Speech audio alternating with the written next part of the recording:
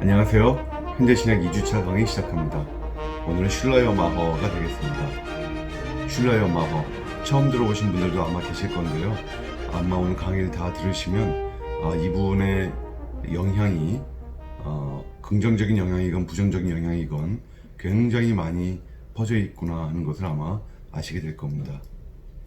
근데 오늘 슐러의 마허는 지난주하고 조금 다릅니다. 지난주는 계몽주의건 또 칸트건 헤겔이건 철학자 얘기들이죠. 철학 얘기는 언제나 골치가 아파요 좀. 근데 오늘은 철학 얘기는 별로 안 나오고 주로 신학적인 얘기가 나올 거예요. 조금 더 우리 마음에 드는 얘기들인데 그럼에도 불구하고 오늘 나오는 이야기들이 흔히 말하는 자유주의 신학의 모태가 되는 내용들이 되기 때문에 미리 이렇게 진정제를 먹고 좀 마음을 가라앉히고 강의를 들으시는 것도 괜찮지 않을까 하는 생각을 해봤습니다. 농담입니다. 최대한 머리 안 아프시게 강의를 진행을 하겠습니다. 먼저 슐러의 마허에 대해서 얘기하기 전에 이걸 한번 지난주 것과 함께 정리를 해볼게요. 칸트는 종교가 어디에 있다 그랬어요? 당시 계몽주의 속에서 많은 사람들이 이성으로 다 판단을 다 해보려고 했던 시기에 칸트는 종교는 이성의 자리에 있지 않다. 종교는 인간의 실천적인 부분, 즉 윤리, 도덕 이런 곳에 있는 것이 종교다 라는 얘기를 했고, 헤겔은 그런 것이 아니라 처음부터 어떤 정신, 정확하게 말하면 세계정신, 뭐 절대정신, 그 벨트가이스트라는 게 있었고 그것이 역사를 통해서 계속 변증법적으로 자기를 실현해 왔다. 또 자기 스스로 알아왔다. 어떤 이렇게 형이상학적인 관념적인 이야기로 종교 얘기를 이제 풀어가려고 했고, 그것에 비해서 슐러의 마허는 그게 아니고 종교란 직관과 감정이다. 놀랍죠? 종교는 직관과 감정이다. 여기서 말하는 감정은 절대자에 대한 어떤 절대적으로 의존하려는 감정을 말해요. 직관은 좀 더 객관적인 측면이고 감정은 좀 더 주관적인 측면을 말하겠죠. 이건 갑자기 무슨 생뚱맞은 얘기냐, 좀 이따가 한번 들어보시면 절대로 이것이 엉뚱한 얘기가 아니라는 것을 아실 수 있을 거예요. 그런데 이제 헤겔과 슐러의 마허 얘기를 잠깐만 할게요. 헤겔과 슐러의 마허가 아주 앙숙이었어요. 둘 다 베를린 대학교에서 각각 철학 교수와 신학 교수였죠. 근데 헤겔은 칸트는 완전히 철학자였고요. 헤겔은 종교 철학자라고 볼 수 있고 또는 기독교 철학자라고도 볼 수 있어요. 그런데 그래도 신학보다는 철학이 더 강한 사람이었죠. 그것에 비해서 슐러의 마허는 신학과 교수였고 그래서 철학보다는 신학이 훨씬 강했어요. 하지만 이 두 명에서 서로 부딪히는 부분이 많이 있었고, 나중에는 둘 다 베를린 대학교에서 총장을 또 역임했죠. 물론 이제 슐러의 마허가 훨씬 일찍 총장을 했지만 위에 보시면 헤겔과 슐러의 마허가요 생물 연대가 비슷해요. 슐러의 마허가 4살 정도 형이지만 거의 비슷한 시기에 살고 죽었습니다. 그래서 슐러의 마허는요 칸트와 헤겔을 다 비판을 아주 심하게 했어요. 그래서 헤겔은 너무 형이상학적이고 너무 관념적인 종교론을 가졌다. 칸트는 너무 도덕이다. 또 헤겔은요 슐러의 마허가 종교가 인간의 감정적인 측면에서 나온다라고 얘기했을 때 종교가 정말 절대의존 감정에 불과하다면 그렇다면 걔가 가장 훌륭한 그리스도인일 것이다. 왜냐하면 걔는 언제나 주인에게 절대적으로 의존하는 그런 마음을 가지고 살잖아요. 물론 이 내용은 헤겔이 슐러의 마허가 말한 어떤 종교 감정, 절대의존 감정을 너무 피상적으로 이해했기 때문이다. 이렇게 보통 슐러의 마허 쪽에서는 이야기를 합니다. 하지만 잘못 이해하면 여러분도 이렇게 피상적으로 이해할 수가 있어요. 그 피상적으로 이해하지 않도록 한번 노력을 해보죠. 슐러의 마허가 현대 신학자들에게 미친 영향이 엄청난 것은 물론 현대인들의 신앙에도 영향이 아주 컸다는 거예요. 아주 쉽게 말해서 여러분들 교회에서 예배 드리실 때 예배 직전에 경비와 찬양팀이 나가서 한참 뜨겁게 찬양을 부르고 여러분도 같이 찬양을 부르면서 정말 가슴이 뜨거워지는 걸 느끼고 또 찬양을 부르시면서 눈물 콧물 다 쏟기도 하고 이렇게 나와 하나님과의 어떤 뜨거운 체험, 여러분이 그런 것들을 아주 자연스럽게 생각하시죠. 근데 이게 옛날에는 자연스러운 게 아니었던 것 같아요. 경건주의자들 이후로 이런 것이 조금씩 생기다가 슐라여 마오 덕택에 그것이 우리 종교의 가장 중요한 현상이다, 가장 중요한 부분이다라고 이렇게 하나의 이론적인 베이스가 이제 만들어진 것이죠. 그래서 뉴턴이 물리학을 발전시키고 프로이드 심리학, 또 다윈이 생물학에 미친 영향만큼이나 슐라여 마오가 우리의 신앙에 미친 영향이 크다. 그래서 신학에 있어서 새로운 시대를 열었다고 보통 봐요. 그래서 자유주의 신학은 다 슐라여 마오의 자식들이다 라고 볼 수 있겠고, 지금까지 거의 200년 지속 중이죠. 보통 이런 말을 많이 해요. 그래서 현대 신학의 아버지다, 자유주의 신학의 아버지다 라는 말은 당연히 있고, 또 현대 신학의 아버지다, 또 낭만주의 신학자다, 교회의 황태자다, 이건 약간 닭살 돋네요. 그리고 19세기의 교부다, 이런 말도 있어요. 19세기의 교부. 전 여기에 전적으로 동의하고 싶지는 않습니다만, 20세기의 교부 그러면 보통 칼바르트를 말하거든요. 그런데 칼바르트는, 물론 칼바르트를 아주 적극적으로 반대하는 사람들도 꽤 많지만, 그래도 대체적으로는 칼바르트는 긍정적인 영향이 훨씬 컸던 사람이고, 슐라여 마허는 자유주의적인 영향 말고는 그렇게 영향이 아주 긍정적이었다고 보기가 어렵지 않나, 이렇게 생각할 수도 있습니다. 그래서 19세기의 교부, 이 말은 조금 그럴 수도 있죠. 구체적인 교리적 견해보다도 그의 신학적 방법론들이 획기적이었다. 그런데 헤겔이 아까 우리가 슐라여 마허와 사이가 안 좋았다 그랬잖아요. 둘이서요 논문을 가지고 서로 막 말다툼을 하다가 나중에는 화가 나갖고 서로 칼싸움을 벌였다, 그런 말도 있어요. 칼싸움까지 벌였다는 소문이 막 퍼지니까 둘이서 그걸 무마하기 위해서 많은 사람들 보는 앞에서 미끄럼틀을 타고 같이 내려오는 그런 장면도 연출했다, 그런 얘기도 있습니다. 그 정도로 슐라여 마허는 많은 사람들에게 어떤 영감도 줬지만 또 적도 많이 양산을 했어요. 간단하게 보면 슐라여 마허는요, 당대 최고의 기독교 설교자였어요. 굉장히 말을 잘하고 굉장히 화술이 뛰어났던 사람이고, 또 실제로 교회 담임 목사직을 오랫동안 수행을 하기도 했습니다. 그 외에 베를린 대학교 설립에 기여했고, 플라톤 작품들을 독일어로 번역을 해요. 슐라여 마허 스스로 그런 말을 하죠. 나에게 가장 많은 영향을 주는 사람은 바로 플라톤이다. 그리고 나폴레옹이 프러시아를 점령을 나중에 할 때까지 한 2년 정도 할레 대학교에서 대학 교수직을 감당했었는데, 그 당시에 슐라여 마허는 우국지사다, 이런 평을 듣는 그런 행동을 했고, 정치개혁가로서도 활동을 했고, 그래서 그의 장례식 때 수만 명의 베를린 시민들이 길거리에 나왔었다, 이런 얘기가 있습니다. 간단하게 일생을 보면요, 슐라여 마허는 프러시아의 브레슬라우에서 태어나요. 그런데 이것이 오늘날은 폴란드의 브로츠와프예요. 브로츠와프, 처음 들어보는 분들도 많으시죠? 바로 여기입니다. 브로츠와프. 예, 굉장히 아름다운 도시네요. 정말 이런 곳에 한 1년만 살면 정말 행복하고 아름다운 순간들을 보낼 수 있지 않을까. 네, 너무너무 아름다운 도시입니다. 이것은 브레슬라우에 있는, 브레츠와프에 있는 조그만 호텔들이 다닥다닥 붙어있는 곳을 찍은 사진인데, 너무 아름답죠? 너무 예쁘죠? 저는 이 사진을 보고 그런 생각을 했어요. 전체를 보면 조화가 굉장히 잘 돼요. 근데 하나하나 자세히 보면요, 각 건물이 다 색깔이 다 다르고, 또 층고도 다 달라요. 또 창문 크기도 다 다르죠. 이런 식으로 뭔가 굉장히 자세하게 디테일로 들어가면 달라요. 하지만 전체로 보면 조화가 잘 되죠. 신학이라는 것도 이런 것 같아요.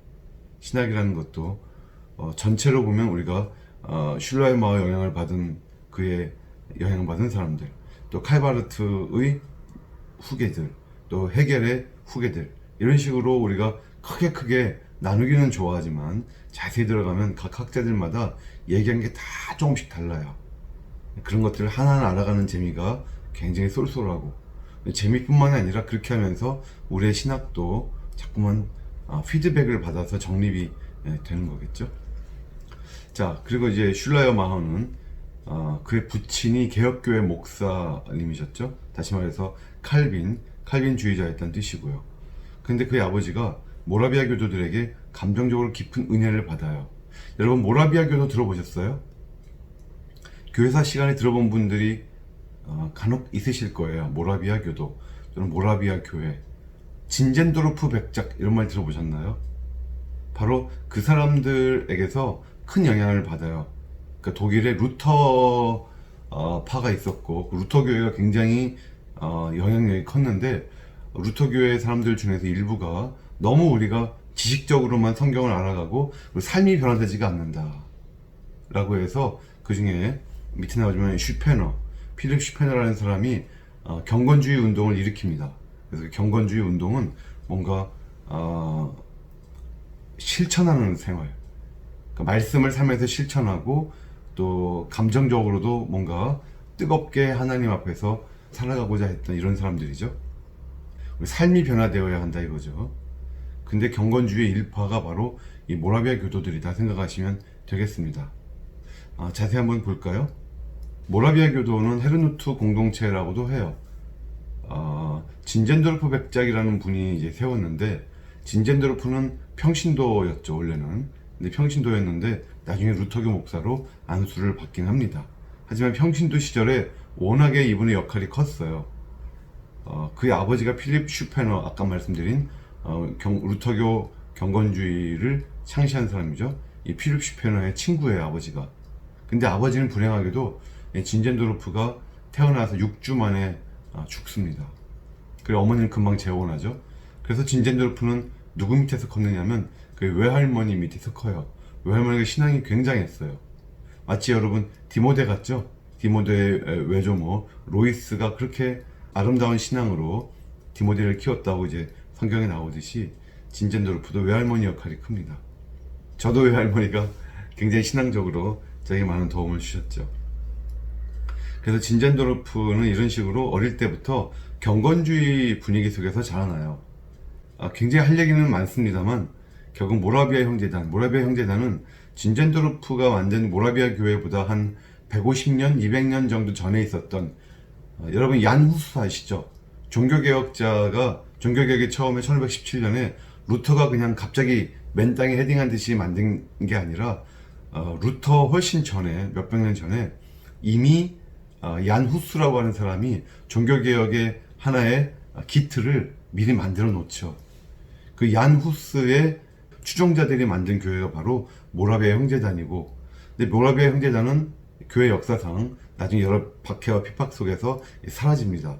그런데 그 모라비아 형제단을 정신적으로, 또한 모라비아 형제단 그 해체된 속에서도 계속해서 그 속에서 살고 있던 사람들이 있겠죠. 그 사람들이 결과적으로는 이 모라비아 교회에 나중에 흡수가 돼요. 이 모든 과정을 진젠도르프 백작이 계획하고 이끌고 그들의 지도자가 되죠. 제가 조직신학을 만약 전공 안 했으면 저는 교회사를 전공을 했을 거고요. 교회사 중에도 제 가장 중요한 제 전공 분야가 아마도 이 모라비아 교회가 됐을 것 같아요. 저는 모라비아 교회는 정말 읽을 때마다 너무 감동이 됩니다.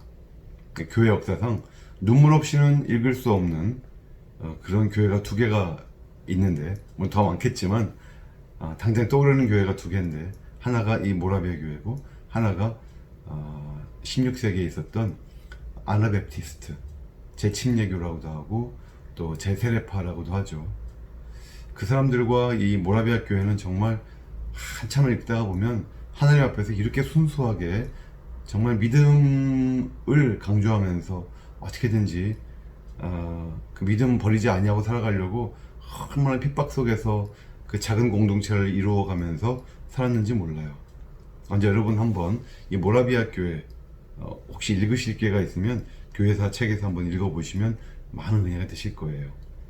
이들은 경건주의 후예이기 때문에 체험을 강조하고 실천, 특히 윤리, 전도, 교육 이런 것들을 강조를 해요. 칼바르트가 그런 말을 해요. 진젠도르프는 그 당시의 가장 깊이 있는 기독교 신학자였다.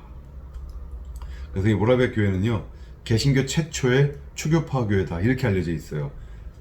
진젠도르프 스스로가 루터파였지만 또한 이 안에는 다양한 교파가 다 소속되어 있었고, 진젠도르프는 그들을 루터파로 바꾸려고 노력하지 않았습니다. 그래서 보통 역사적으로, 이 교회사적으로 모라비아 교회를 교회 안의 작은 교회다 그렇게 불러요.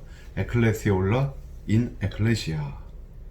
교회 안의 작은 교회. 역사적으로 보면 사실 교회 안에 이런 작은 교회 운동이 조금씩은 있었는데 다들 이단으로 취급받았든지 아니면 너희들은 분리주의자지 하면서 욕을 굉장히 많이 먹어요. 그래서 오래가지 못하죠. 근데 모라비아 교회는 그런 의미에서 교회 안의 작은 교회로 성공을 했고, 이것이 뒤에 나오지만 존 웨슬리가 나중에 이 모라비아 교회 때문에 회심을 하고 자신의 신학이나 자신의 목회에 큰 영향을 받죠. 그래서 여기 존 웨슬리가 만든 감리교회 내에도 이런 작은 교회 운동이 굉장히 활발해집니다. 당장 여러분들이 교회에 가면 구역이 있잖아요. 구역 예배. 그 구역 예배가 바로 일종의 교회 안의 작은 교회 운동이거든요. 이런 것들이 다 진젠도르프 백작의 또 모라비아 교회의 영향이다 생각하시면 되고, 이들은 교회의 양적 성장을 경계하고 교회 역사상 최초 그리고 가장 선교적인 공동체였다. 모라비아 교회는요, 전체 교인들 중에 그렇게 큰 교회도 아니었음에도 12명 중에 1명꼴로 선교사를 나갔다 그래요. 여러분 교회를 생각해 보세요. 여러분 교회에서 120명 중에 1명 선교사 나가시나요? 1200명 중에 1명 선교사 나가기도 힘들어요. 그런데 진젠도르프의 이 교회는 대단한 교회죠. 나중에 이들 후보다 19세기부터 이제 개신교가 본격적인 선교 운동을 시작하는데, 이들이 지금 언제예요? 벌써 18세기이잖아요. 그러니까 벌써 한 세기나 먼저 이런 선각자적인 선교 운동을 펼친 그런 교회입니다. 자, 앞으로 돌아가서 그래서 할레대학교에 입학을 했어요. 근데 할레대학교가 이 슈페너의 제자였던 프랑케가 설립을 해요. 다시 말해서 할레대학교도 굉장한 경건주의 학교예요. 그런데 불행히도 슐라이어 마어가 들어갈 때 이 할레대학교는 이미 경건주의 학풍은 거의 사라지고 교수들이 다 계몽주의적으로 내용을 가르쳤다 이렇게 알려져 있습니다. 슐라이어 마어는 원래부터도 이 대석교리 같은 기독교의 핵심적인 교리들에 대해서 의심이 많았어요. 아버지하고 그것 때문에 사이가 안 좋았죠. 하지만 기독교적인 어떤 감동 이런 것들은 인정을 해왔고, 훗날 슐라이어 마어가 자기 누나한테 보낸 편지에서 자기는 경건주의자다 이렇게 확언을 해요. 물론 어떤 한 단계 더 높아진 경건주의자겠지만 어쨌거나 자기도 경건주의자다. 그래서 자신을 나중에는 모라비아 교도로도 고백합니다. 진짜 모라비아 교도들이 들었을 때 아마 화를 내지 않았을까 싶은, 슐라이어 마어의 신학은 좀 많이 경건주의에 물론 영향을 받았지만 거기서 좀 벗어났다고 봅니다. 그래서 그런 배경을 좀 아시면 좋겠고요. 대학 시절에, 할레대학교 시절에 칸트에 심취하고 계몽주의를 섭렵을 해요. 그리고 아주 이른 22세, 우리나라 나이로 23살이죠. 이때 개혁교회 목사 안수를 받습니다. 그러니까 슐라이어 마허 아버지처럼 이 슐라이어 마허도 개혁교회 목사가 돼요. 그리고는 1796년부터 1802년까지 6년 정도 베를린에서 병원 원목을 하죠. 근데 사교성이 뛰어나고 화술이 아주 좋았다 그래요. 여기 나오듯이 그 낭만주의의 매료가 돼요. 여러분, 낭만주의는요, 계몽주의에 대한 일종의 반란으로 일어난 사상이라고도 볼 수 있어요. 계몽주의는 지나치게 이성을 강조하고 합리주의를 강조하니까 너무 딱딱하잖아요. 낭만주의는 인간의 감정을 강조해요. 상상력을 강조하고 직관을 강조해요. 감정의 자리는 개체적 자아들에 있고 또 우리 감정은 무한자를 지향한다. 이런 낭만주의적인 사고방식이 그래서 슐라이어 마어의 신학에 아주 큰 영향을 주죠. 그런데 이제 31살 때는 슐라이어 마어가, 그러니까 아직 베를린에 있을 때죠. 친구들이, 낭만주의적인 친구들이 너무 사람들은 좋은데 이들이 신은 없어, 종교는 없어, 뭐 이런 식으로 살아가니까 아니야, 종교는 있는 거야 라고 종교론이라는 책을 써요. 부제는 종교를 멸시하는 교양인을 위한 강연, 이런 책이죠. 처음에 익명으로 썼다 그래요. 그래서 이 책을 써서 그 친구들에게 어떻게 보면 전도하려고 썼다라고도 볼 수도 있겠죠. 근데 이 안에 보면은 신앙이라는 것은 보편적인 인간의 감정 문제다. 한두 명의 감정이 아니라 보편적인 인간 감정 문제다. 그래서 어떤 신조나 교리와 무관하고 살아계신 하나님과 나, 특히 내 감정적으로 직접적으로 교류하고 관계하는 것이 바로 신앙이다. 그게 바로 종교다. 이렇게 말을 해요. 그래서 경건주의적, 낭만주의적 접근을 이룬 이런 내용이 되겠고, 그래서 지금까지는 신앙주의 아니면 객관주의였어요. 신앙주의, 오직 신앙, 이성이 아닌 오직 신앙, 이런 신앙주의. 또 객관주의, 이건 계몽주의 영향을 받아서 이성 합리적으로 따져봐서 내가 이해가 되면 믿겠다는 거죠. 이런 식으로 신앙주의 아니면 객관주의 둘 중에 하나밖에는 없던 시절에 슐라이어 마하가 제3의 길을 제시해요. 그건 뭐냐면 주관주의예요. 내 안에 있는 감정, 이 감정이 내가 하나님과 교류하는, 내가 하나님과 교제하고 내가 하나님을 깨달아가는, 관계를 맺어가는 그 루트가 되는 것이 내 감정이다. 상당히 주관적인 부분이긴 하지만, 그래서 이런 주관주의를 종교의 중요한 해법으로 당시 사람들에게 제시를 하는 거예요. 왼쪽에 보면은 위버 디 렐리기온 이렇게 나오죠. 예, 종교에 대하여 이렇게 되겠죠. 우리말로는 보통 종교론 그럽니다. 영어로는 on religion이죠. on religion. 36세에는 할레대학교 교수가 되어 대학예배 설교자로도 활동을 하고, 그리고 1809년부터 34년까지는 베를린에 있는 아주 유명한 교회죠. 트리니티 교회의 담임 목사가 됩니다. 무려 26년간이나 목사직을 수행을 해요. 담임 목사. 거의 매주 설교를 했다 그러고요. 아주 유명한 교회죠. 보네표도 여기 대학부에서 2년 정도 설교했다고 돼 있고, 나중 얘기입니다만, 또 독일 수상이 나중에 되는 비스마르크도 여기서 슐라이어 마허 목사님 앞에서 입교 문답을 했다. 이렇게 돼 있어요. 1834년까지였죠. 왜 34년까지냐면요.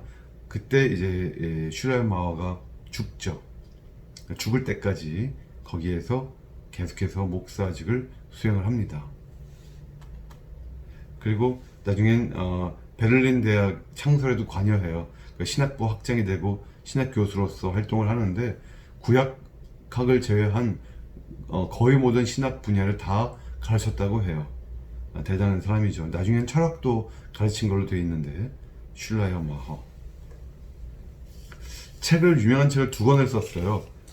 아까 얘기했던 종교론을 썼고, 두 번째는 그 초기에 자기의 신학 사상을 적어놨다면, 이 후기에 쓴 기독교 신앙이라는 책은 조직 신학 책이에요. 더 크리스천 프레이스, 보통 신학론이라고 합니다. 아까 쓴 책이 종교론, 이거는 신학론. 여기서 이런 유명한 말을 합니다. 신학이란 뭐냐? 그리스도인들의 종교적 감정을 말로 표현하려는 시도이다. 놀랍죠? 여러분, 신학이 뭐예요? 신학? 하나님이 주신 계시들을 잘 체계적으로 정리한 거가 아닐까? 뭐 성경에 나오는 어떤 중요한 내용들을 요약하고 뭐 이런 식으로 생각하시죠. 성경이나 계시 이런 게 빠지지 않을 거예요, 우리 신학의 정의에는. 그런데 슐라이어 마허가 내린 신학의 정의는 인간의 감정을 정리하는 거예요. 감정. 정말 독특하죠. 어쨌거나 이 책은 칼빈의 그 기독교 강요 이후에 나온 가장 큰 규모의 조직적인 책이다, 이렇게 되어 있고요. 이 책에 대한 보통 이런 평가들을 내립니다. 교회의 신학, 즉 교리 위주의 신학이 신앙의 신학, 하나님에 대한 나의 어떤 감정적인 측면의 신학으로 바뀐 것이다. 이 책으로 말미암아 이것은 코페르니쿠스적 혁명이다. 코페르니쿠스적 혁명, 이건 아무데나 붙이는 말은 아니고요. 우리가 칸트하고 슐라이어 마허한테 붙여요. 칸트는 철학적인 혁명을 했죠. 그리고 슐라이어 마허는 신학적인 의미에서의 이 혁명을 이루어요. 그 혁명의 내용은 좀 이따가 다시 한번 자세히 설명을 드리도록 하겠습니다. 이 책을 찬성하는 사람들은 드디어 권위주의적인 교리서로부터 우리가 해방된 것이다, 이렇게 말을 했고, 반대하는 사람들은 또 나름대로 반대하는 이유가 아주 분명했어요. 계몽주의의 반초자연주의, 어떤 하나님의 계시라든지 또 하나님의 어떤 기적적인 인도하심이라든지 이런 내용들에 대한 계몽주의의 어떤 그 반대하던 그 정신을 이 책을 보면 그걸 다 용납하고 용인한다는 합의각서에 불과하다. 이 책은 이렇게 말하는 사람들이 있고, 또 이 책에 보면 하나님에 대해서 말하는 것 같은데 슬쩍 위장해서 인간에 대해 말한다. 그러니까 이것은 신학이 아니라 어떻게 보면 인간학일 수도 있겠다는 거죠. 더 중요한 건 범신론 아니냐, 슐라이어 마허가 이런 의심을 받게 되는 거예요.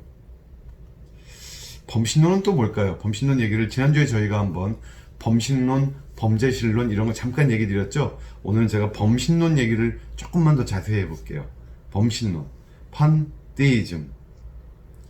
판테이즘은, 범신론은 브루노와 스피노자를 빼놓을 수가 없어요. 이 두 명만 이해하시면 범신론이 뭔지 훨씬 쉬워지실 겁니다. 16세기에 살던 브루노가 어떤 주장을 했냐면요, 하나님과 세계의 존재론적 중첩을 주장해요. 그러니까 브루노에 의하면 하나님은 능산적 자연, 이게 말이 어려운데 이런 거예요. 능산적, 만들어낼 수 있는 자연이다. 즉 하나님은 자연을 발생시키는 자연이신 거예요. 하나님도. 그리고 하나님은 또한 소산적 자연이다. 이건 뭐냐? 소산적, 자기가 만들어진 자연이다 이거예요. 즉 하나님은 자연을 발생시키는 자연이시며 또한 만들어진 자연이시다. 하나님과 세계가 존재론적으로 이렇게 일치가 되죠. 실제로 이 브루노는 나중에 화형을 당해요. 붙잡혀서. 근데 브루노가 화형당한 이유는 그가 첫째는 지동설 때문이죠. 코페르니쿠스도 지동설 때문에 죽지는 않았고, 또 갈릴레이도 지동설 때문에 유죄 판결은 받았지만 직접 처형되진 않았죠. 하지만 브루노는 그가 주장한 지동설 때문에, 그러니까 코페르니쿠스의 지동설을 이어받아서 주장한 것 때문에 나중에 붙잡힙니다. 화형을 당해요. 뿐만 아니라 무한 우주론 이런 것도 주장해요. 그러니까 우리가 보통 코페르니쿠스 하면 이런 거죠. 우주의 중심이 지구, 그리고 태양이 그 주위를 돈다. 이런 천동설이 이거는 옳지가 않고, 태양이 중심이고 태양 주위를 지구와 여러 행성들이 도는 것이다 라고 하는 게 지동설이잖아요.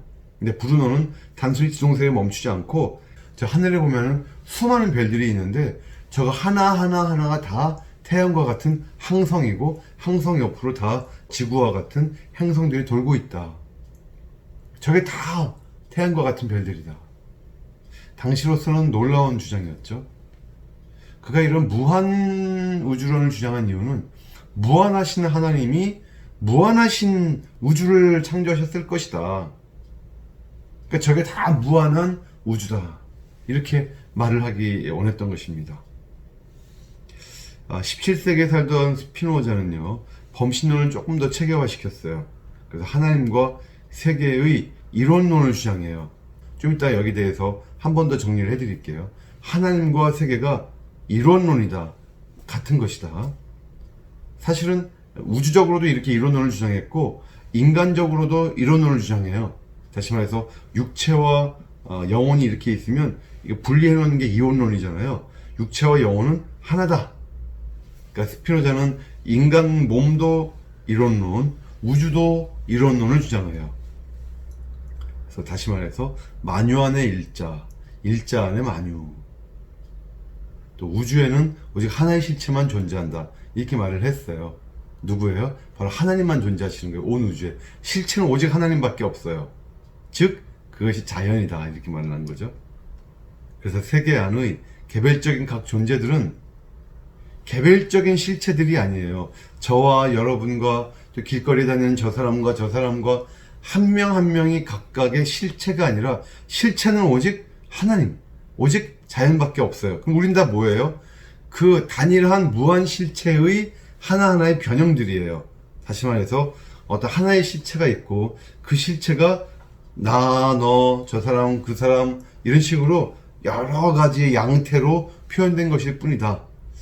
너무너무 독특한 개념이죠. 물론 우리가 신학적으로도 그렇고 또 실제적으로도 받아들일 수가 없는 내용이지만 이렇게 주장을 합니다. 슐라이어 마오는 여기서 제3의 길을 택해요. 그 3의 길이 뭔지는 좀 이따 말씀을 드릴게요.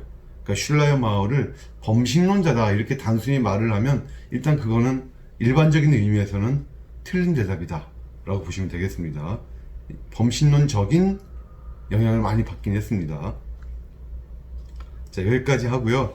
잠깐 쉬고 당을 좀 보충하고 오시고요. 곧 다시 시작하겠습니다.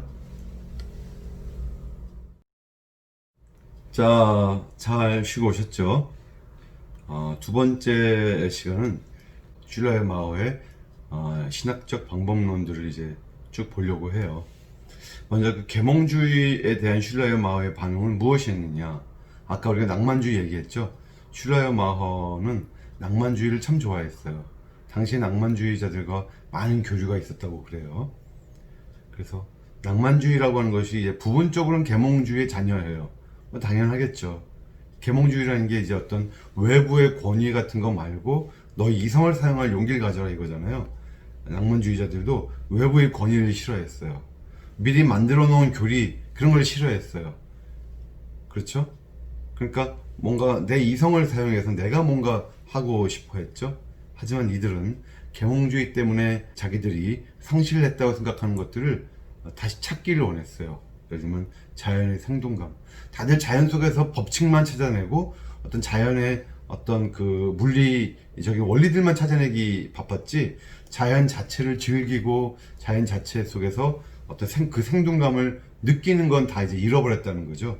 이런 걸 원했고 찾기 원했고 인간의 감정, 또 상상력 이런 것들이 이제 낭만주의죠. 이런 것들을 슐라이어 마오도 가지고 있었다는 겁니다.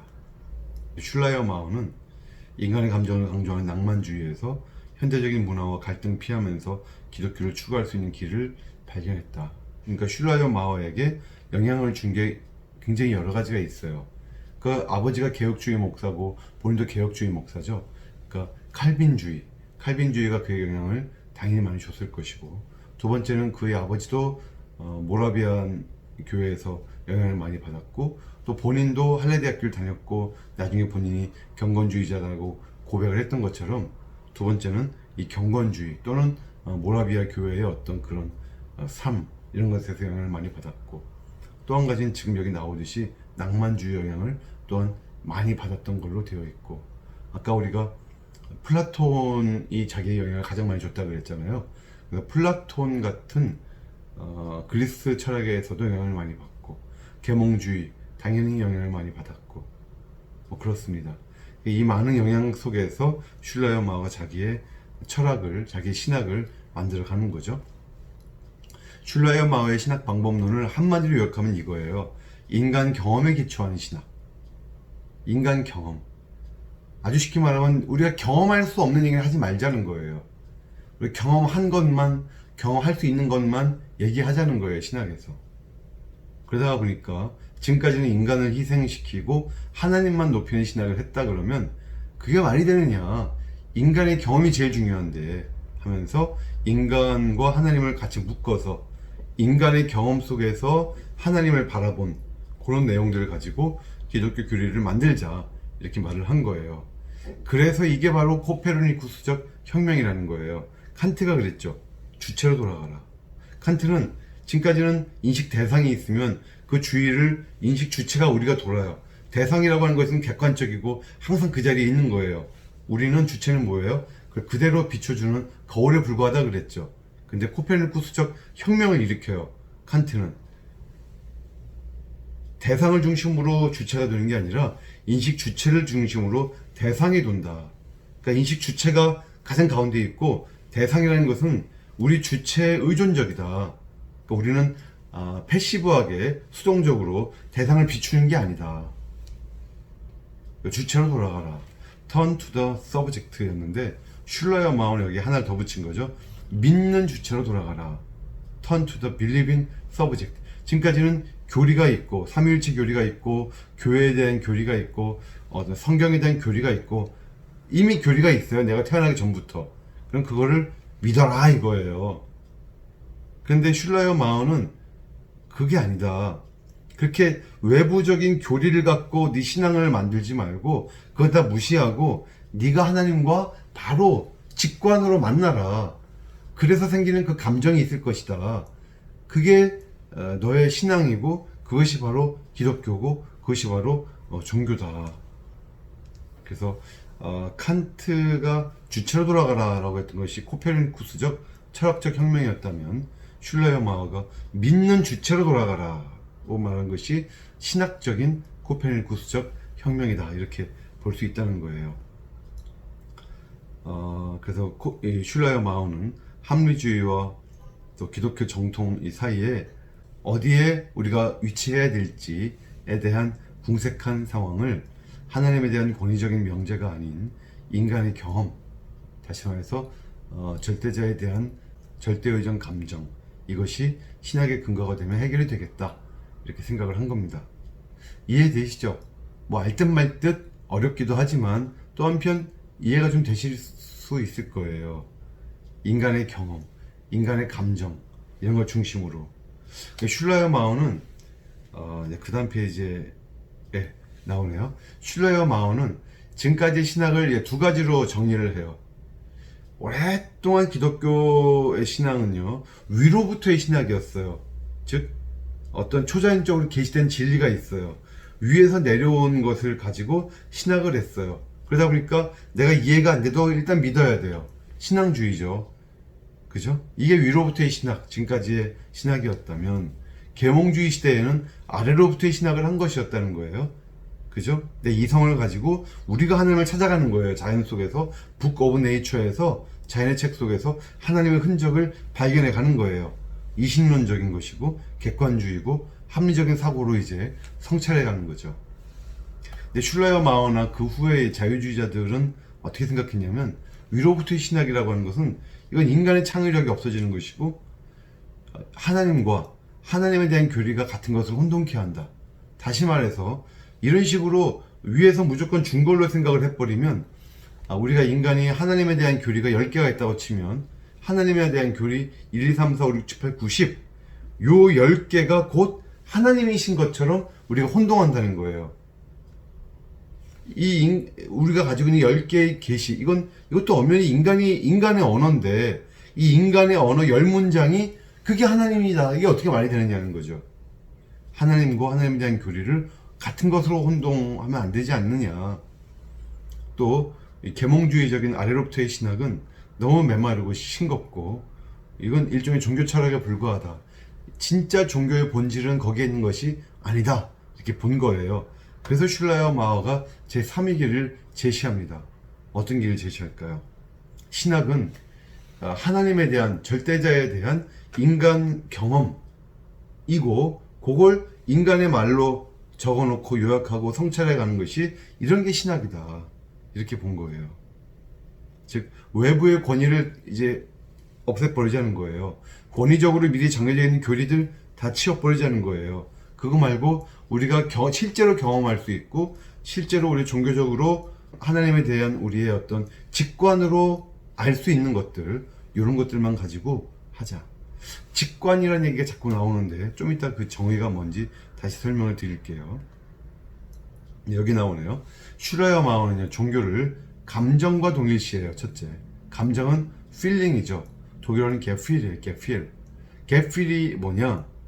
여러분 이제 우리가 뜨거운 어떤 물이 있다고 해봐요. 아우 뜨거워. 어떤 이런 말초적인 느낌이나 단순한 감각, 이걸 얘기하는 건 아니에요. 슐라이어 마허가 말하는 그 종교는 감정이다, 종교적 감정, 이것은 의식의 어떤 성찰 이전적 상태에 있어요. 의식하기 전에 일어난다는 거예요. 다시 말해서 판단하고 추리하고 또 내 경험에 의지해서 따져보고, 그죠? 이런 걸 안 하고 대상을 직접 파악하는 것이 바로 직관이에요. 직관. 그 직관, 인투이션이라는 게 있어요. 그래서 슐라이어가 말한 종교는 뭐냐? 절대자를 내가 직관하는 거예요. 내 이성의 힘을 빌리지 않고 내 경험을 다시 되뇌이지 않고 추리해보지 않고 절대자에 대해서, 영원한 것에 대해서 바로 느끼는 거, 바로 생각하게 되는 거, 바로 떠오르는 거, 요런 어떤 직관적인 거가 가장 중요한 종교의 부분이고, 직관을 하면 당연히 뭐가 따라와요? 감정이 따라와요, 거기에 대해서. 그래서 직관과 감정은 동전의 양면성 같은 것이다. 감정이라는 건 없고 직관만 있는 거라는 건 존재하지 않는다는 거예요. 그래서 슐라이어 마어가 말한 종교적 감정이란 뭐냐면요, 무한자, 절대자에 대한 어떤 경외감, 두려움이죠. 두려움, 겸손, 감사, 기쁨, 확신, 신뢰, 뭐 절대 의존 감정이라고도 볼 수 있고요. 이런 게 종교적 감정이에요. 일반적 감정은 좀 다르죠. 일반적 감정은 어떤 외부적 대상에 대한 희로애락 같은 것이 일반 감정이라면, 종교적 감정은 무한자에 대한 경외, 겸손, 감사, 기쁨 등등등, 이런 것들이 그것이다. 근데 이 종교적 감정은요, 일반적 감정도 그렇지만 종교적 감정도 모든 인간들이 다 근본적으로 또 보편적으로 가지고 있다는 거고, 그런데 종교적 감정은 이성이나 양심과는 다르다는 거예요.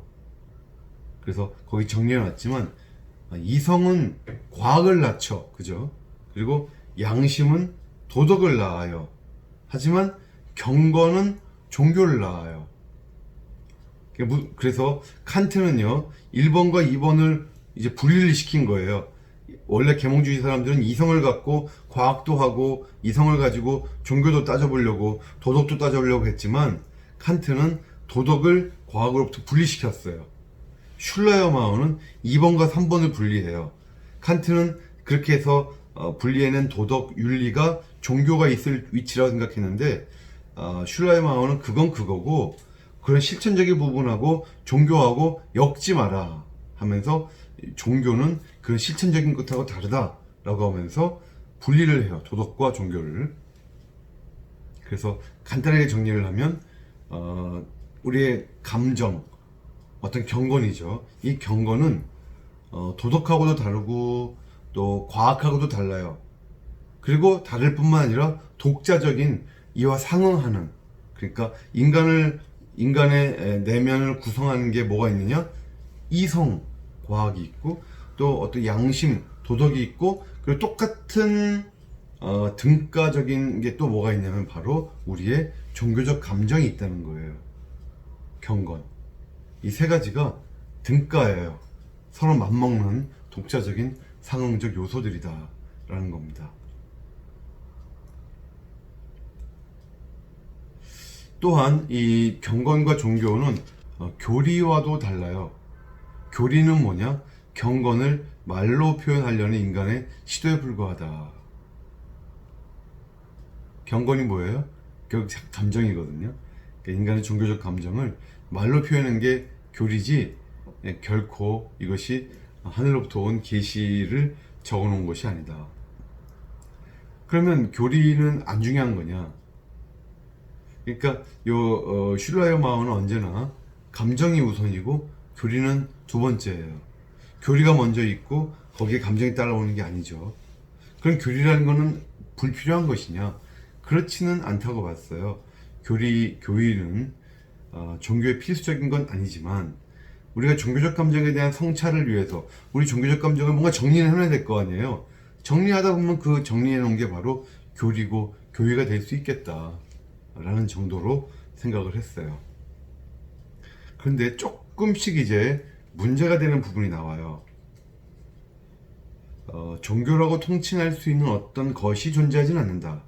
이 무한자에 대한 나의 직관, 이것이 종교의 본질이라고 그랬잖아요. 그렇게 하다 보니까, 그러면 그렇게 무한자를 직관하고 거기에 따라오는 감정을 가지고 있다가 보면 종교가 생기는데, 그 종교가 어떤 한 가지로 딱 귀착되지는 않는다는 거예요. 그래서 여기서 나오는 것이 아리스토텔레스의 진료 형상론과 유사해요. 즉 경건은 그러니까 우리의 종교적 감정이죠. 이 감정은 종교의 본질이에요. 형상이지만 그것이 항상 어떤 구체적인 종교 전통, 진료로 나타난다. 형상과 진료, 어렵죠?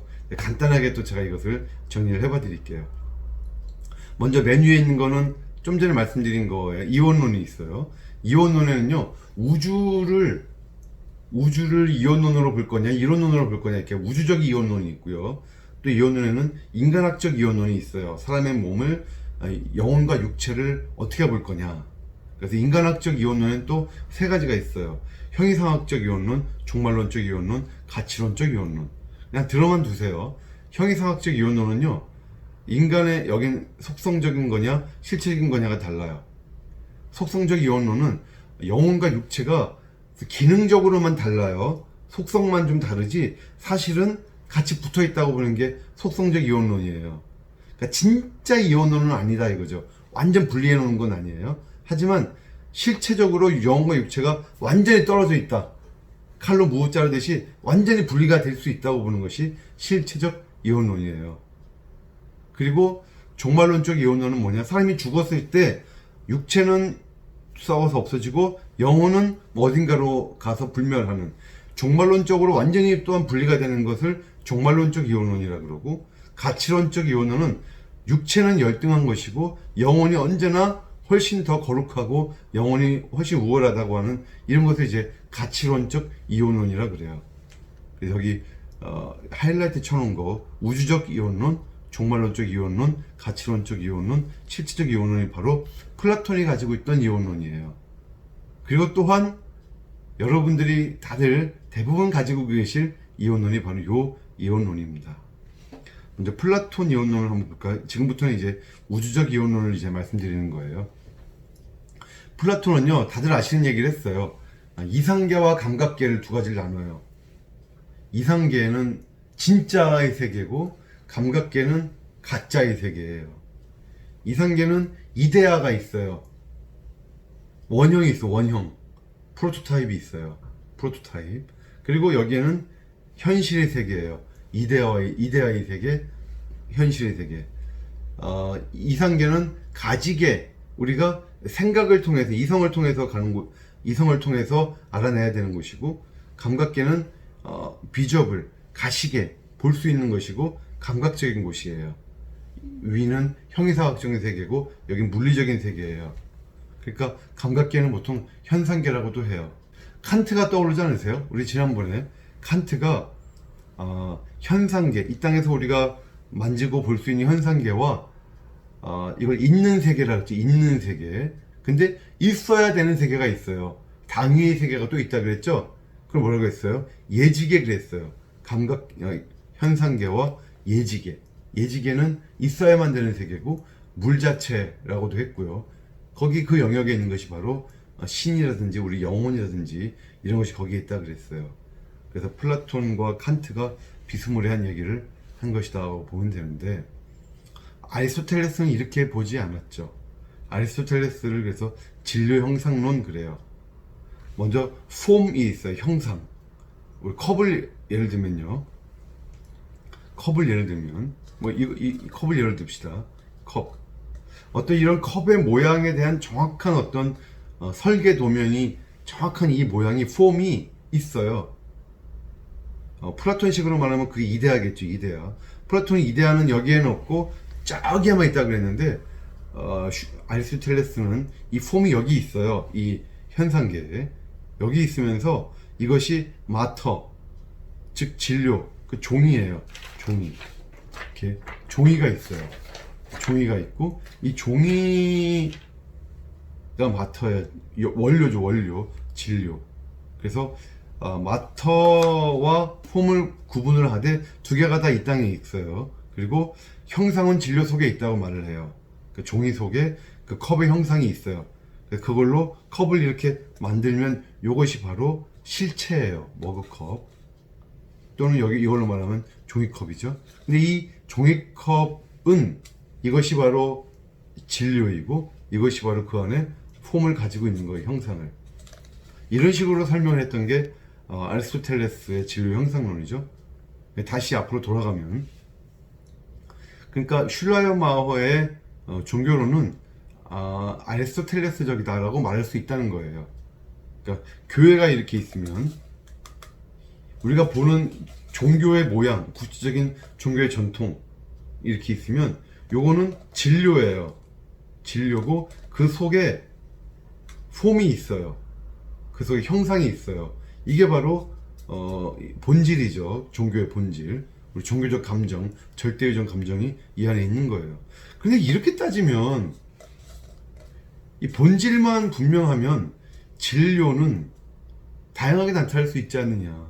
그러면 기독교만 종교인가요? 유대교는요?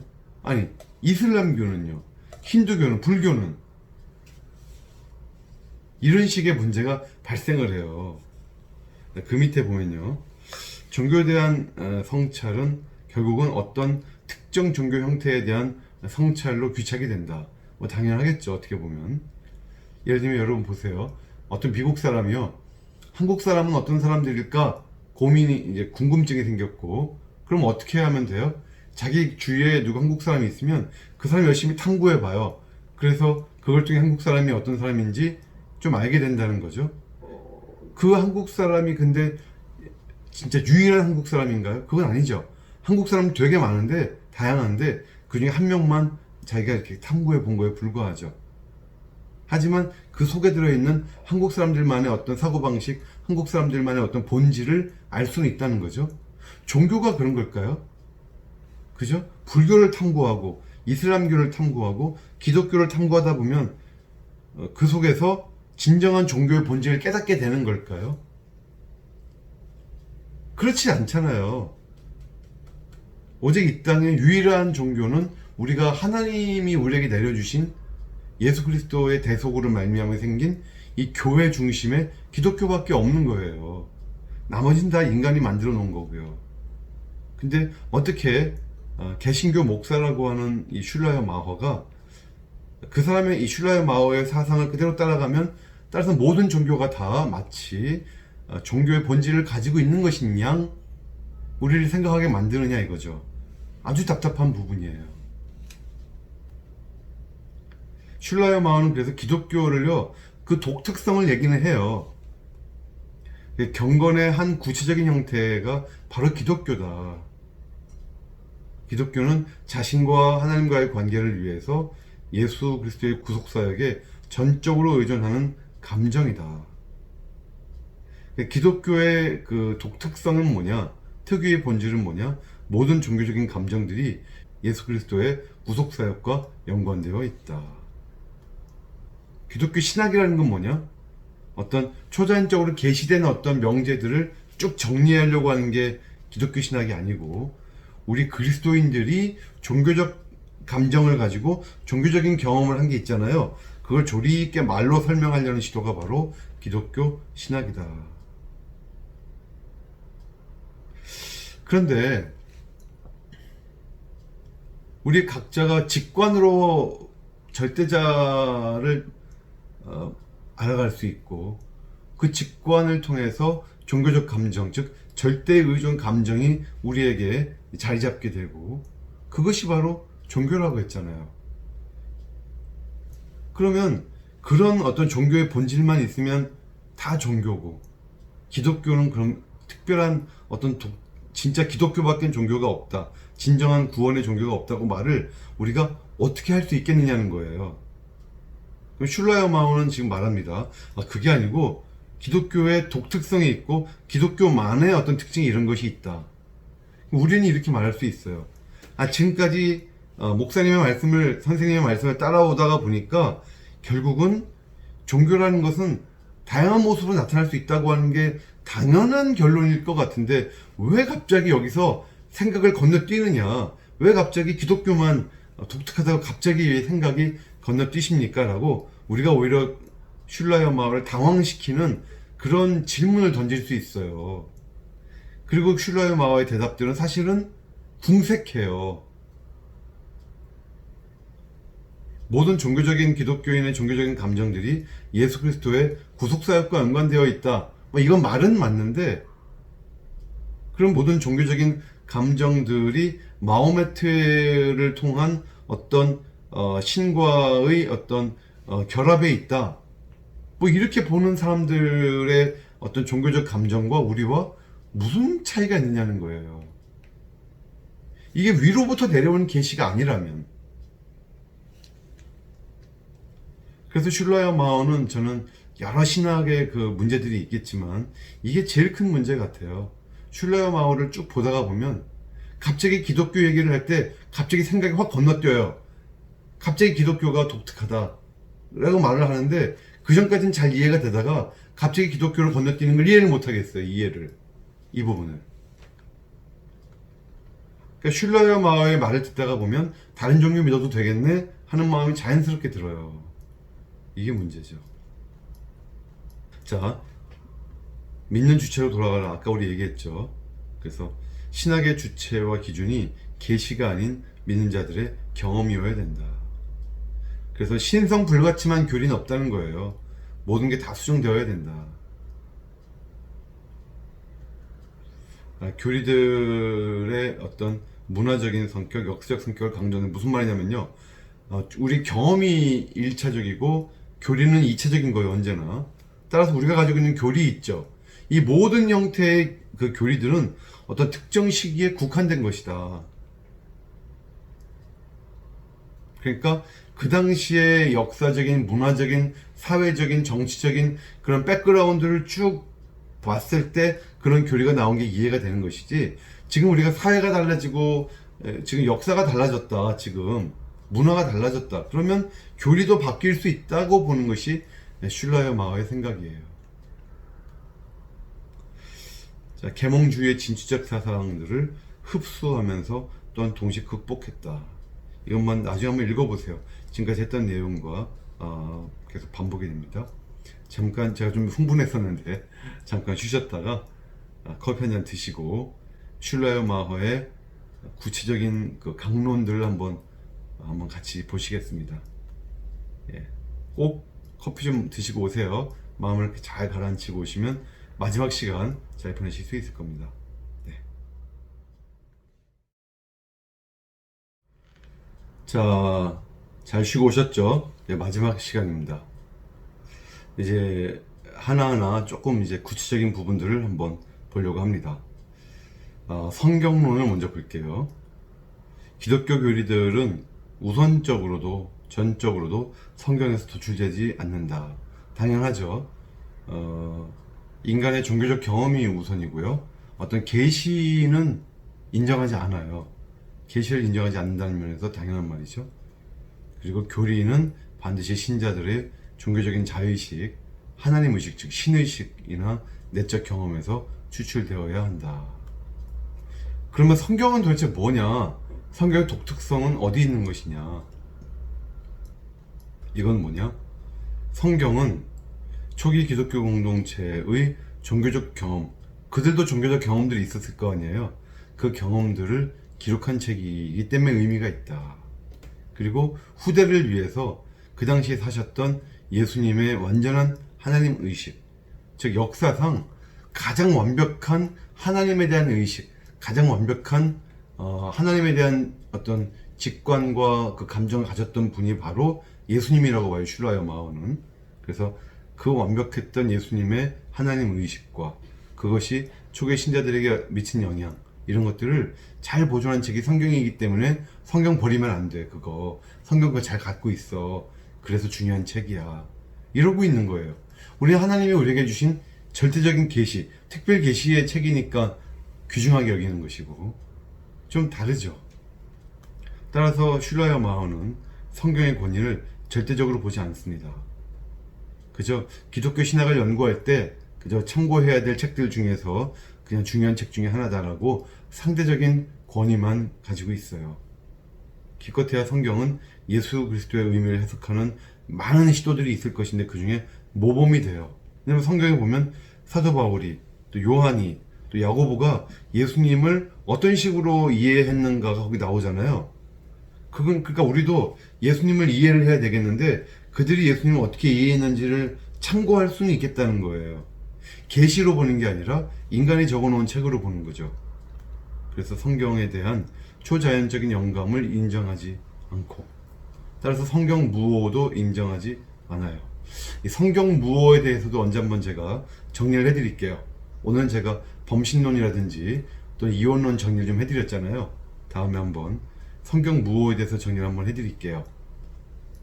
그리고 심지어 성경 자체 내에 진정한 기독교적인 경건과 상충하는 본문이 있다. 성경 속에 66권 속에 몇몇 구절은 기독교적 경건과 틀린다, 다르다.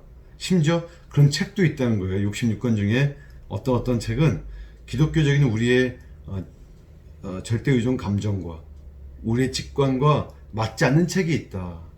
이렇게까지 보는 거죠. 참 문제가 많아요. 이제 제일 큰 문제는 하나님에 대한 신론이다, 이렇게 보는 거예요. 가장 논쟁적인 분야는 여기다. 슐라이어 마오는요, 하나님의 속성, 우리가 알고 있는 하나님의 속성들, 전능하시고 전지하시고 무소부지하시고 등등등, 이 속성들이 실제로 하나님을 묘사하는 것이라고 생각하면 안 된다는 거죠. 왜냐면 그게 하나님을 묘사한다고 진짜 보면 하나님에 대해서 그 말씀 이외엔 생각할 수가 없는 거예요. 그러니까 그 묘사해 놓은 그 교리적인 하나님 속성들이 하나님의 무한성을 어떻게 이렇게 감소시키고 제한해 버릴 것이다. 인간의 말이니까. 뭐 일리는 있습니다. 그리고 우리가 생각하는 하나님의 속성들은 하나님 안에 있는 특별한 무엇을 지시하는 것이 아니다.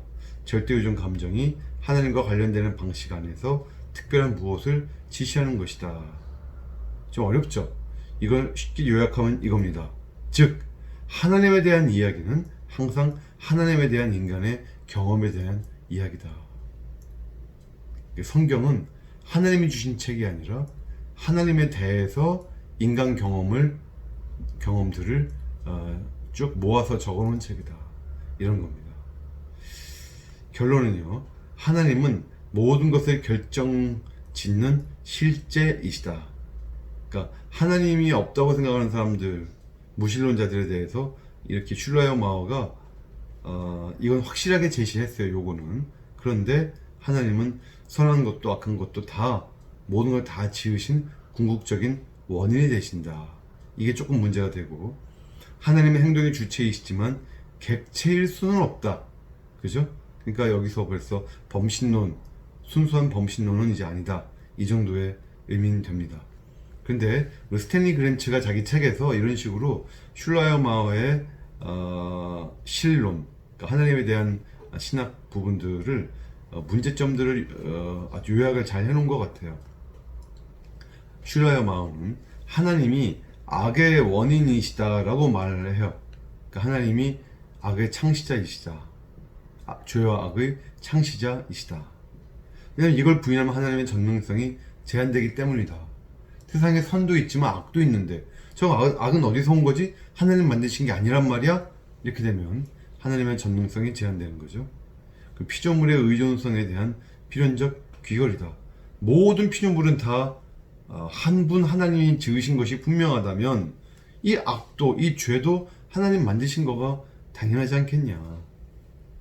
그리고 하나님이 그럼 죄라는 걸 왜 만드셨느냐? 죄가 있어야, 악이 있어야 구속이라고 하는, 구원이라고 하는 그 다음 하나님의 계획이 실현될 수 있기 때문이다.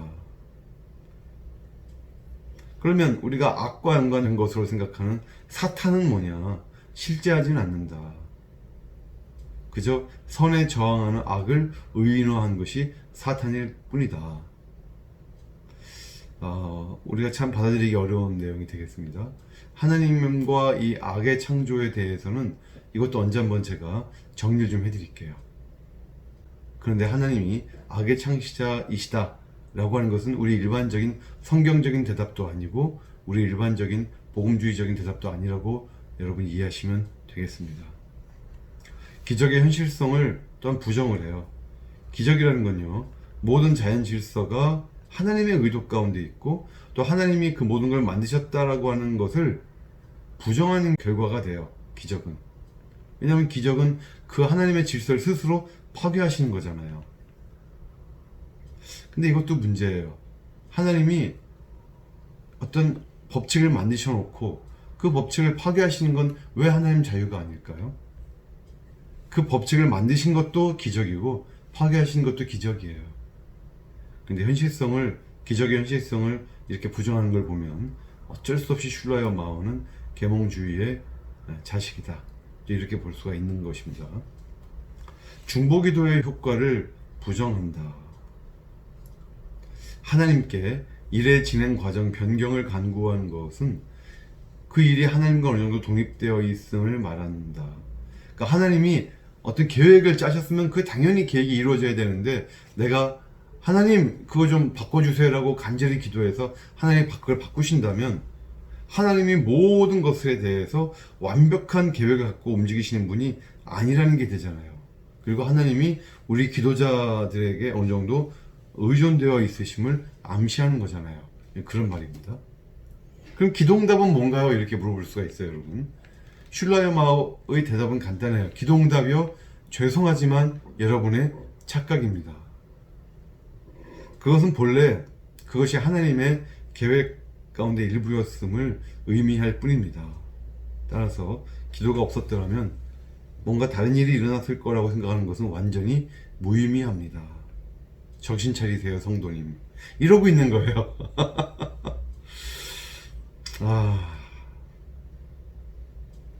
당시 슐라요 마허가 목회했던 교회 교인들의 영성이 참 안타까워요. 그 사람들이 어떤 영성 가운데 살았을지.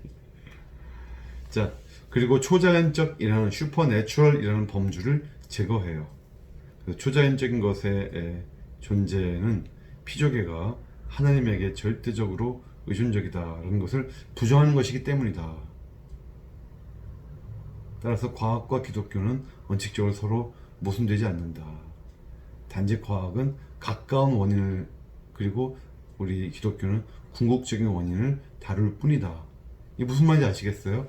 사과나무에서 사과가 뚝 떨어지는 걸 보면서 과학은 이 사과가 왜 떨어질까라고 중력에 대해서 연구를 하는 것이고, 기독교는 여기에 왜 사과가 있고 이 나무라는 게 어떻게 존재하게 된 것이지, 이런 궁극적인 원인을 다루는 것이 둘의 차이일 뿐이지 서로 모순되지 않는다.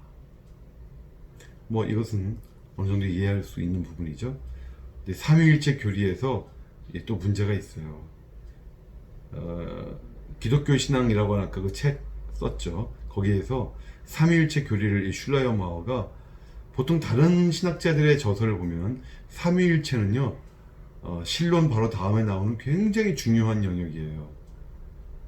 많은 현대 신학자들은 우리 기독교인의 모든 삶의 영역이 다 삼위일체와 연관되어 있다고 생각을 해요. 그런데 이 슐라요 마허는 삼위일체를 그 기독교 신앙의 제일 마지막, 여러 소제목들이 있는데 제일 마지막 컨클루전이라고 하는, 결론이라고 하는 마지막 제목 밑에다가 잠깐 집어넣어요. 이게 다예요. 상당히 무시하는 거죠. 그리고 그것은 종교적 의식, 우리 하나님 의식에 대한 언급이 아니다. 삼위일체 교리를 명시적으로 부정하지는 않아요. 하지만 역사 속에서 이 교리 서술들이 너무 모순적이고 사실상 기독교 신학에 불필요한 것이다, 이렇게 말을 하죠. 문제가 많아요. 지난주 제 강의를 듣고 어떤 학생이 저에게 질문을 했어요. 질문한 내용 중에 이런 게 있었죠. 켈빈이 세르베투스를 처형시킨 것이 어떤 의미가 있느냐, 뭐 대충 그런 내용이 포함된 질문이었는데, 세르베투스가 삼위일체를 부정을 하죠. 원래 아리우스 계통의 그런 내용이 심취했던 적이 또 있었고요. 그리스도의 신성을 또한 부정을 하고, 종교개혁자 시대만 해도요, 그전에는 뭐 당연했고, 종교개혁자 시대들만 해도 16세기만 해도 삼위일체를 부정했다, 그리스도의 신성을 부정했다, 이단이에요. 그리고 잡혀서 처형당합니다.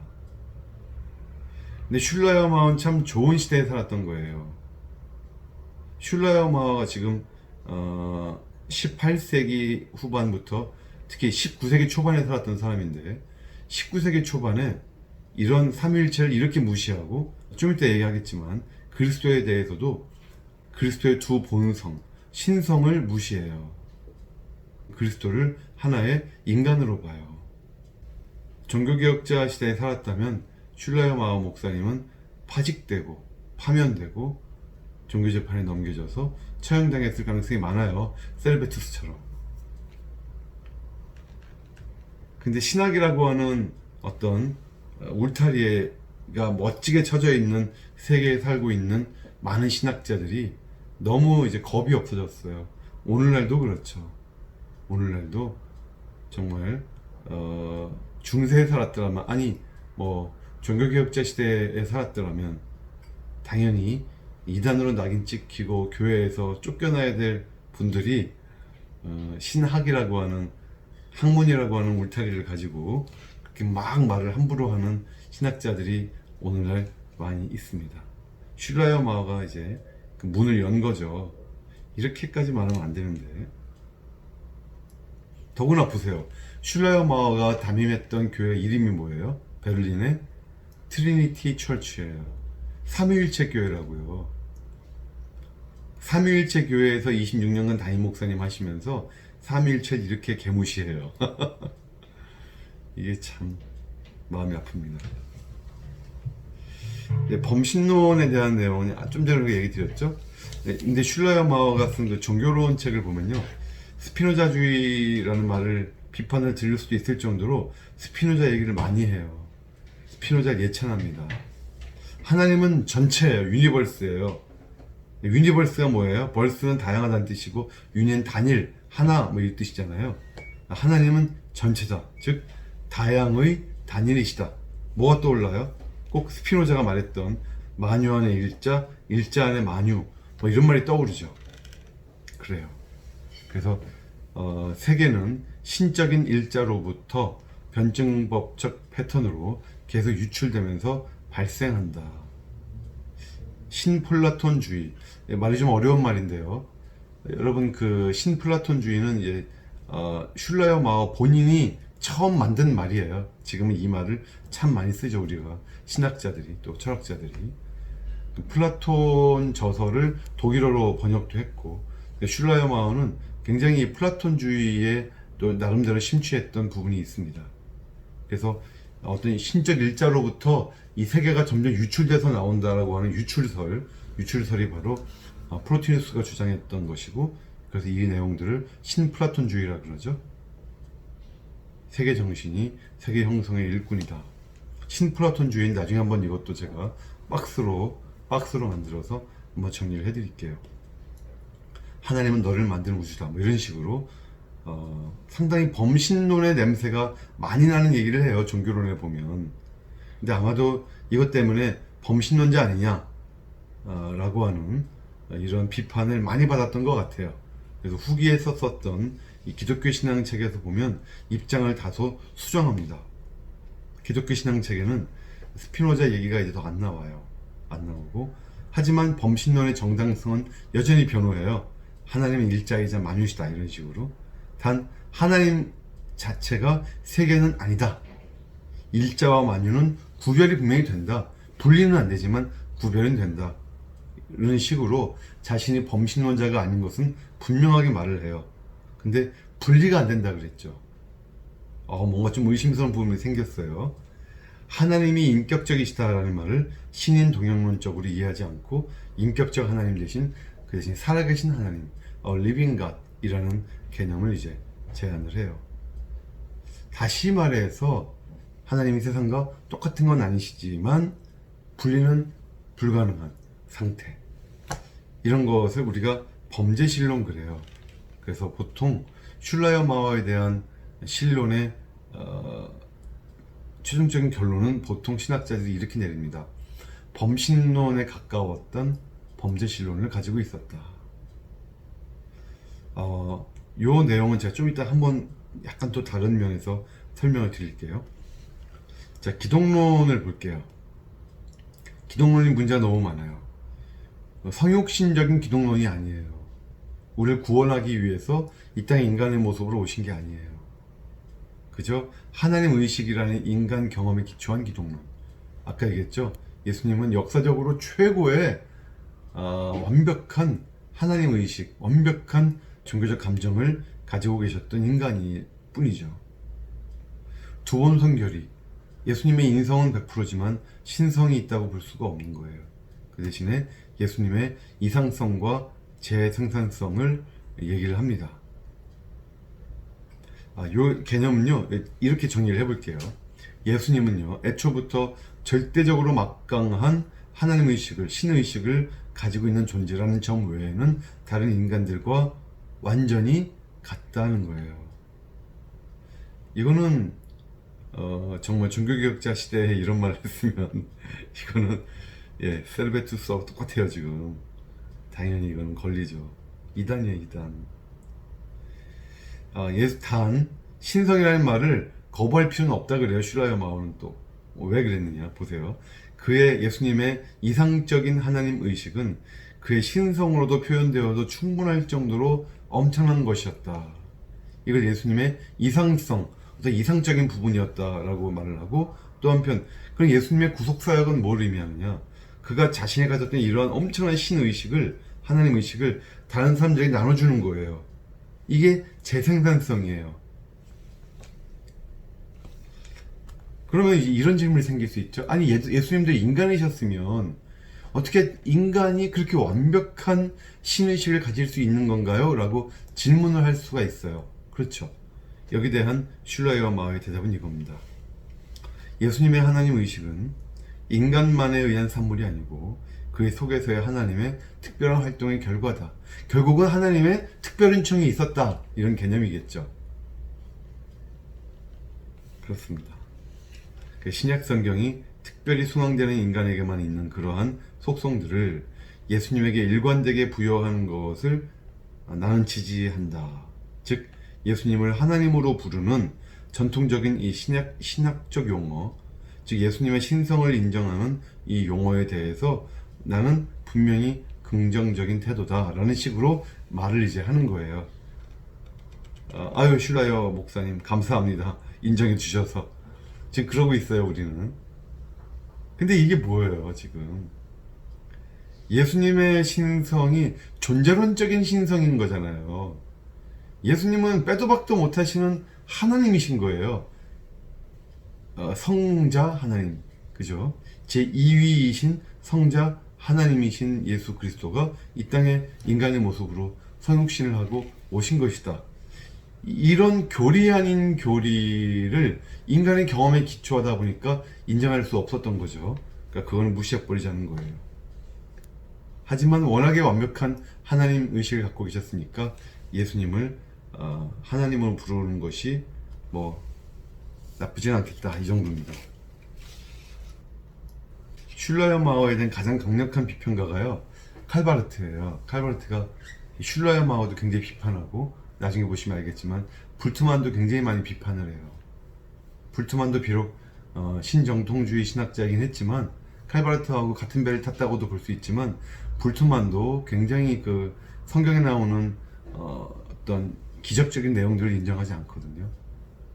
그러니까 이런 자유주의자들, 또 자유주의적인 냄새가 나는 이런 분들에 대해서 칼바르트가 굉장히 많이, 물론 칼바르트 스스로도 처음엔 자유주의에서 출발했습니다만 많이 비평을 해요. 이런 말을 합니다. 슐라이어 마오는 확연히 드러나 있는 진리를 베일로 가리는 자다. 그러면서 이름이요, 슐라이어 마오가 뭐냐면 데어 슐라이어, 이건 베일이에요. 베일, 안개. 그리고 데헐 마커 하면 제주자, 메이커예요. 그러니까 슐라이어 마오라는 이름의 뜻이 글자만 보면은 분명한 진리를 베일로 가리는 자, 흐릿하게 만드는 자, 이런 뜻이죠. 그래서 슐라이어 마오가 이렇게 칼바르트로부터 비판을 받았고, 신학을 지나치게 인간중심적으로 만들었다. 심지어 20세기 중반에 태동한 사신신학의 노선을 설정해 주었다. 사신신학, 나중에 우리가 세속신학 할 때 아마 잠깐 다룰 건데, 사신신학, 신은 죽었다는 거예요. 왜 죽어요? 어떻게 죽었어요, 신이? 그거는 기독교에서 전통적으로 말해오던 그 신이 죽었다라는 의미죠. 그것이 바로 슐라이어 마오가 얘기한 많은 내용들에서 이제 나올 수도 있는 거예요. 슐라이어 마오는 어떤 위로부터의 신학, 위로부터 하나님으로부터의 어떤 계시, 이런 건 깡그리 무시하잖아요. 그러니까 슐라이어 마오는 정직하지가 않은 것 같아요. 정직하지가 않아요. 슐라이어 마허의 사상을 따라가면 삼위일체는 거짓말인 거예요. 왜냐하면 삼위일체는 인간의 감정과 인간의 종교적 감정과 직관과 인간의 경험으로는 절대로 나올 수 없는 결론이에요. 절대로 나올 수 없는 생각이에요. 삼위일체는 계시가 아니라면. 그러면 슐라이어 마허가 정직했으면 삼위일체는 여러분 사기예요. 이건 거짓말이에요.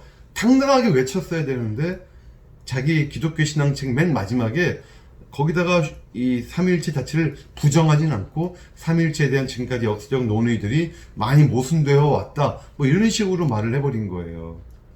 굉장히 정직하지가 않은 거예요. 부정직한 거예요. 죄송합니다. 갑자기 또 흥분해서. 그렇습니다. 자, 슐라이어 마허의 논쟁점들 좀 볼게요. 실론에서는요, 하나님이 인간의 경험이라는 지평 안에서 기대될 수가 없는 어떤 말씀을 또는 어떤 행동을 하실 가능성이 없다고 봤어요. 인간의 경험으로 경험했거나 경험으로 충분히 예측 가능한 이런 것이 아니라면 그런 말씀 하셨을 리가 없는 거예요. 하나님의 초월성이 극도로 상실되겠죠. 이런 현대적 신학적 경향을 창조한 게 되고, 절대의존 감정이라는 말을 함으로써 기독교적인 하나님 개념을 억지로 인간의 그 감정에다가 짜맞춰요. 옆에 그림이 있지만 프로크루스테스의 침대, 유명하죠. 프로크루스테스의 침대. 이건 고대 그리스에 나오는 신화 속에 나오는 인물인데 아주 몸집이 큰 거인이고 또 강도 같은 사람이에요. 자기 여관이 있는데 여관에 사람들 투숙시키고는 그 침대에 딱 올려놓고는 그거보다 길면 머리와 다리를 잘라내요. 죽여요. 그리고 만약에 그 침대보다 사람이 작다 그러면 머리와 다리를 늘려요. 당겨요. 그래서 또 죽여요. 그럼 딱 맞으면 어떻게 될까요? 딱 맞아도 안 돼요. 프로크루스테스의 침대에는 길이 조절 장치가 있어서 딱 맞는 사람은 절대로 안 나오게 약간씩 조절해갖고 모든 사람을 죽이게. 왜냐면 프로크루스테스가 강도니까 이렇게 한 거죠. 이런 식으로 인간의 경험에 맞지 않는 것을 다 성경의 증거가 넘쳐나고 기독교 사상사적으로 아무리 그게 중요한 것으로 다 판명 나 있어도 이 인간의 경험에 맞춰서 다 짜맞춰가지고 그 길고 짧은 건 다 제거해버리는 이런 견강부회적인 신학을 슐라이어 마허가 했다라고 스탠리 그랜치가 정리를 합니다. 그러니까 심리적 주관주의가 되는 거죠. 우리의 주관적인 어떤 것이 심리적인 것이 종교다. 이렇게 되면 하나님에 대한 객관적 지식의 가능성은 없어지는 거죠. 그리고 솔직히 말하면 이렇게 되면 우리가 100명이 있으면 100명이 가지는 직관이 똑같을까요? 100명이 느끼는 하나님에 대한 절대의존 감정이 똑같을까요? 약간씩은 달라요. 아까 우리 그 슐라이어 마허 고향의 그 아름다운 호텔들이 다 창문 모양이 다르고 색깔 다르고 다 층고 높이가 달랐듯이 다 조금씩 달라요. 여기 100명이 있으면 100명의 종교가 생기는 거예요. 100명의 종교. 이런 식으로 나아가면 정말 한도 끝도 없는 혼란에 빠지겠죠. 자, 이신론이라는 건 뭐냐면 하나님은 세상과 달라요. 하나님은 초월자는 계신 거고 이 세상은 정교한 시계와 같은 거죠. 범신론은 뭐예요? 하나님 이꼴 세상이에요. 일자와 만유는 같은 거예요. 합해져 있어요. 범죄신론은 뭐예요? 하나님은 세상 플러스 알파예요. 지난주 설명드린 것처럼 하나님이 이 우주를 세상을 창조하셨어요. 창조하신 상태에서의 그 하나님과 창조하기 전에 하나님은 같은 분이 아니라고 보는 거예요. 이게 범죄신론이거든요. 범신론과 이신론을 절충했다고도 볼 수 있죠. 근데 범죄신론이 문제가 많아요. 여러분 이거를 좀 명심하면 좋겠어요. 범신론은 반기독교입니다. 어떤 신학자가 범신론 주장하죠. 이거는 완벽한, 이건 2단도 아니고 3단도 아니고 이거는 쫓겨나야 돼요. 그건 말도 안 돼요. 하지만 범죄신론은 주장하는 신학자들이 꽤 있어요. 우리가 알고 있는 뭐 몰트만이라든지 또 슐라이어 마허라든지 여러 신학자들이 범죄신론을 주장해요. 물론 신학자 중에는 내가 범죄신론자가 아니다, 나는 오해를 받고 있다, 이렇게 말하기도 하는 신학자도 있어요. 근데 그 사람이 하는 말들 쭉 보면, 정리해보면 범죄신론이에요, 영락없이. 어쨌거나 오늘날 일반적인 그 우리의 하나의 그 컨센서스는 범죄신론이 완전히 비성경적인 신론이냐, 그래서 완전히 이단이냐, 그렇지는 않다고 보는 시각들이 있기 때문에 우리 복음주의권에도 범죄신론적인 생각을 하는 사람들이 이제 있는 거죠. 하지만 범죄신론은요, 은총론에 심각한 문제를 제기해요. 이건 스탠리 그랜치가 아주 잘 제기한 문제 같은데, 하나님이 세계에서 절대적으로 자유롭지 아니하시다면 구속사에게 어떻게 은혜가 될 수 있는가? 하나님은 세상 플러스 알파예요. 하나님은 세상이 완전히 빠져버리면 진짜 하나님이 아니신 거예요. 하나님 세상을 필요로 해요. 원래 우리 세상이 하나님을 필요로 한 것인데, 따라서 하나님이 세상을 그렇게 필요로 하신다면, 예를 들면 이런 거예요. 제가요, 밥을 먹어요. 왜죠? 배고프니까. 밥을 먹어야 내가 건강해지니까. 근데 밥을 먹는 게 이게 내가 나한테 은혜를 베푸는 건가요? 무슨요? 밥을 먹는 게 왜 은혜예요? 이걸 먹는 게 내 기쁨을 위한 건데, 내 몸을 위한 건데. 근데 내가 만약에 나와 전혀 관계없는 옆에 사람한테 저 사람이 배고파 하니까 밥을 먹여주면 이건 은혜를 베푸는 거잖아요. 그죠? 나와 관련이 없지만, 나와 존재론적으로 분리되어 있지만 그 사람의 은혜를 베푸는 거죠. 하나님이 우리에게 주시는 은혜가 되려면, 예수 그리스도가 은혜이시려면 하나님의 세계와 존재론적으로 분리가 돼 있으셔야 돼요. 그래야 은혜지. 하나님이 세계와 존재론적으로 붙어 있으면 이게 무슨 은혜예요? 하나님이 그저 자기 좋으려고 하신 거지, 쉽게 말해서. 이런 은총론적인 큰 문제를 지금 제기를 합니다. 그리고 하나님과 인간 사이의 인격적인 관계도 슐라이어 마어에 따르면 많이 상실돼요. 우리와 함께 울고 웃으시는 인격적인 하나님은 어딘가 가버리셔요. 아주 냉랭한 하나님만 남아있죠. 이것이 슐라이어 마어 신론의 가장 심각한 아킬레스건이다, 이렇게 이제 비판을 했고, 또 슐라이어 마어가 설명하는 예수님의 신성은 결국은 예수님을 인간으로 보는 거죠. 이것을 기능적 기능론이라고 해요. 하나님의 아까 특별 은총적으로 예수님 안에 그 완벽한 신의식이 생긴 거라고 아까 그랬잖아요. 그러면 하나님이 예수님 말고 또 다른 사람에게, 아니면 또 저쪽에 있는 저 사람에게도, 그 사람에게도 어떤 그런 은총을 베풀어서 그런 일을 하실 수 있지 않았을까요? 굳이 2000년 전에 유대 땅 베들레헴에서 어떤 아기가 태어나게 하실 이유가 없고, 어디든지 미국 땅이나 아시아나 홍콩이나 어디서든지 하나님이 원하시는 사람을 택하셔갖고 그 사람을 부르실 수도 있는 것이고, 또 왜 그런 사람을 한 명만 불러요? 10명, 100명도 하나님이 만드실 수 있는 거지. 이런 기독론을 기능적 기능론이라 그래요. 그러니까 그리스도의 어떤 기능을 담당하는 인간이라는 거죠. 그래서 기능적 기독론을 우리가 받아들일 수가 없는 겁니다. 계시론적으로도 어떤 종교 공동체도 자신의 토대가 된 계시를 절대적인 진리로 주장할 수 없다는 게 슐라이어 마어의 주장이에요. 저는 슐라이어 마어가 좀 많이 답답해요. 여러분도 저와 같은 답답함을 아마 느끼셨을 것 같고요. 하지만 이걸 볼까요? 제가 독일에서 발행된 현대 신학자들의 우표들을 좀 모아봤어요.